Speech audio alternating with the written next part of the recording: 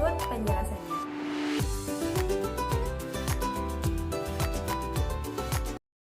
Baiklah teman-teman, karena di sini pokok bahasan utama kita mengenai arsip, sebaiknya kita mengetahui dahulu apa sih arsip itu. Arsip tercipta seiring dengan pelaksanaan kegiatan organisasi dalam melaksanakan tujuan yang telah ditetapkan. Oleh karena itu, arsip merupakan rekaman informasi kegiatan organisasi. Selanjutnya yaitu klasifikasi kearsipan. Klasifikasi adalah penggolongan menurut jenis. Contohnya saja binatang. Binatang memiliki jenis seperti sapi, kuda, kerbau, dan lainnya. Begitu pula dengan arsip. Arsip juga memiliki jenis seperti arsip kepegawaian, arsip keuangan, perlengkapan, dan lain-lainnya.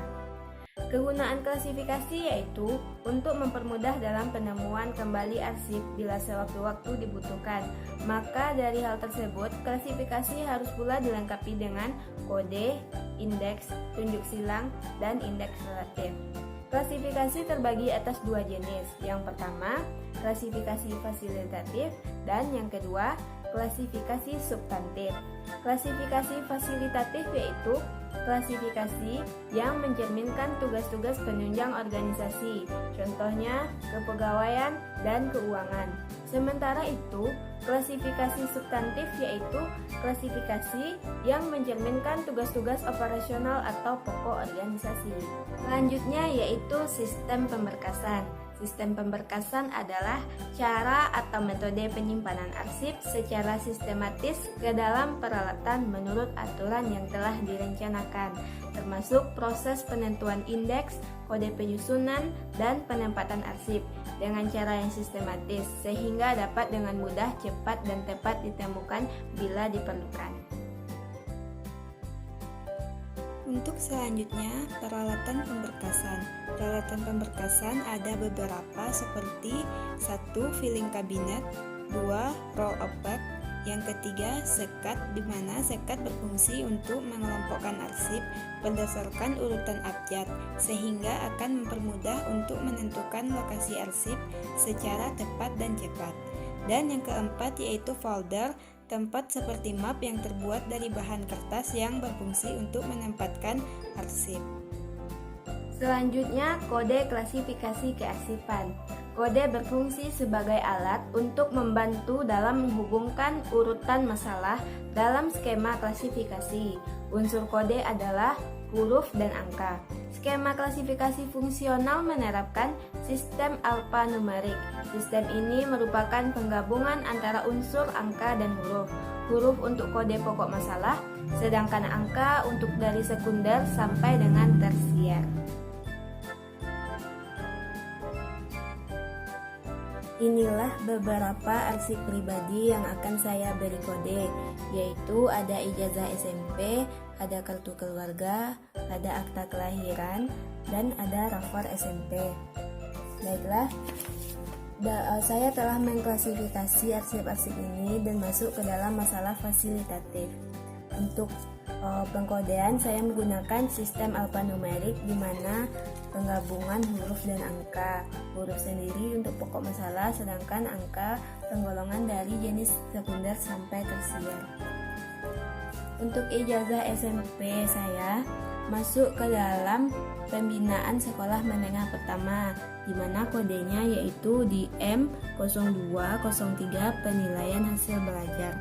DM sendiri adalah pokok masalahnya yaitu pendidikan dasar dan menengah, sedangkan 02 termasuk ke dalam jenis sekunder yang artinya 02 untuk pembinaan sekolah menengah pertama, dan 03 tergolong ke dalam jenis tersier di mana 03 untuk penilaian hasil belajar. Jadi kode untuk ijazah adalah DM0203 penilaian hasil belajar. Selanjutnya kartu keluarga. Kartu keluarga saya masukkan ke dalam kesiswaan karena kartu keluarga banyak dibutuhkan di acara untuk kesiswaan, di mana kodenya adalah DM0204 kesiswaan. DM sendiri adalah pokok masalahnya untuk pendidikan dasar dan menengah, sedangkan 02 tergolong ke dalam jenis sekundernya, yaitu pembinaan sekolah menengah pertama, dan 04 masuk ke dalam golongan tersier, yaitu kesiswaan. 04 untuk kesiswaan. Jadi kode untuk kartu keluarga ini adalah DM0204 kesiswaan. Begitu pula dengan arsip-arsip selanjutnya. Setelah kita memberikan kode klasifikasi pada arsip, selanjutnya kita harus mengindeks arsip tersebut. Indeks adalah suatu tanda pengenal berkas atau judul berkas. Fungsinya membedakan antara berkas yang satu dengan berkas lainnya dan mempermudah dalam penemuan dan penyimpanan arsip. Seperti inilah contoh indeks. Saya telah mengindeks arsip saya, yaitu arsip yang saya indeks ijazah dan kartu keluarga.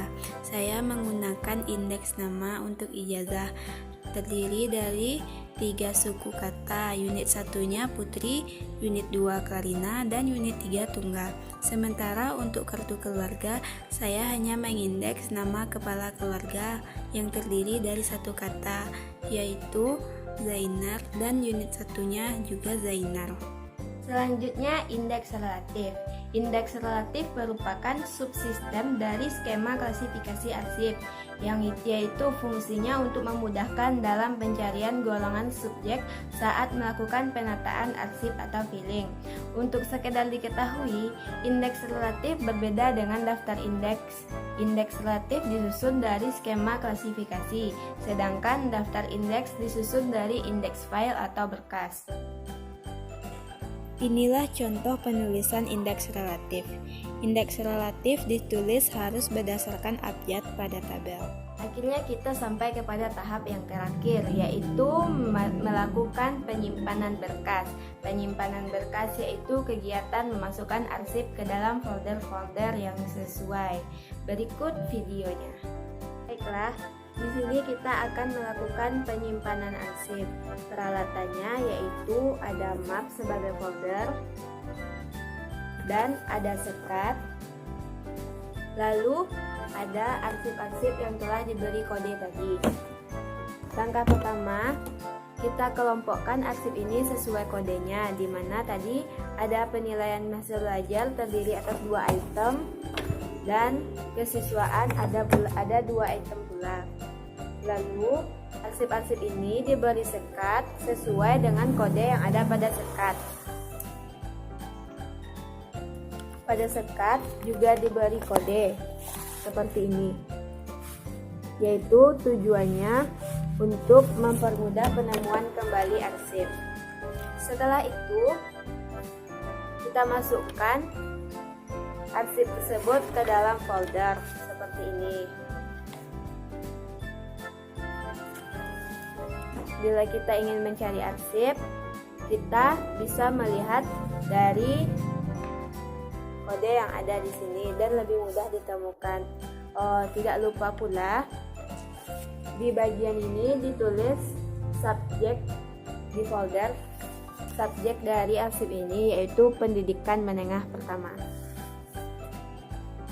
Setelah arsip-arsip tersebut dimasukkan ke dalam folder, maka arsip tersebut dapat disusun ke dalam lemari arsip. Sekianlah langkah-langkah dalam pemberkasan arsip.